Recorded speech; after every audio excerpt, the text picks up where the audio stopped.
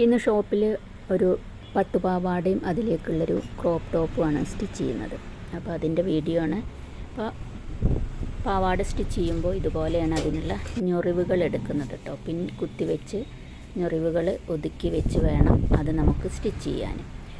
അങ്ങനെ പാവാട കൂട്ടി യോജിപ്പിക്കുന്നതിന് മുൻപ് തന്നെ ഇതുപോലെ അയൺ ചെയ്ത് അതിൻ്റെ ഞൊറിവുകളെല്ലാം സെറ്റാക്കി എടുക്കണം. അതിലേക്കുള്ള ബ്ലൗസാണിത് കേട്ടോ. ക്രോപ്പ് ടോപ്പാണ് സ്റ്റിച്ച് ചെയ്യാൻ പറഞ്ഞിട്ടുള്ളത്. അതിന് നല്ലൊരു ഹാങ്ങിങ്സും കൂടി വെക്കാനുണ്ട്. അപ്പോൾ അതും കൂടി വെച്ചതിന് ശേഷം ലാസ്റ്റ് അതിൻ്റെ വീഡിയോ കൂടി കാണിക്കാം.